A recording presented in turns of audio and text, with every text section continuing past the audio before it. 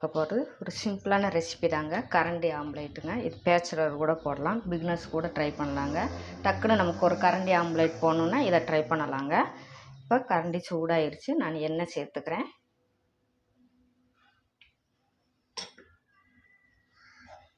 கூட இப்போ முட்டை ஊற்றிக்கலாம்.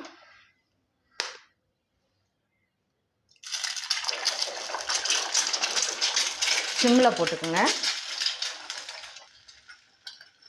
இப்போ இதில் நம்ம பெப்பர் தூவிக்கலாம், ஜீரகம்,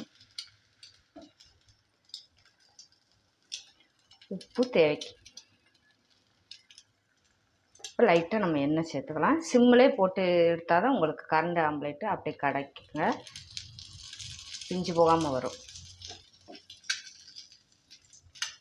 லைட்டாக கொஞ்சம் மல்லி எல்லாம் தூவிக்கலாம். லைட்டாக அப்படியே நம்ம திருப்பி போட்டுக்கலாங்க. வெந்துருச்சான்னு இப்படி சுற்றி விட்டுக்குங்க. ஃபஸ்ட்டு இப்படி சுற்றி விட்டு பாருங்கள் வெந்துருச்சான்னு. அப்போ தான் நமக்கு கரெக்டாக திருப்பி போட முடியும். பார்த்தீங்களா,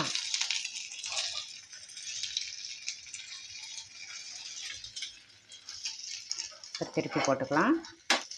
அப்படியே மெதுவாக தாங்க திருப்பி போடணும், அவசரப்படாமல். அப்போ தான் நமக்கு முழுசாக கிடைக்கும். பார்த்தீங்களா, அவ்வளோதான். இது இப்போ வேகவும் நம்ம திருப்பி கொடுத்துக்கிறலாம்.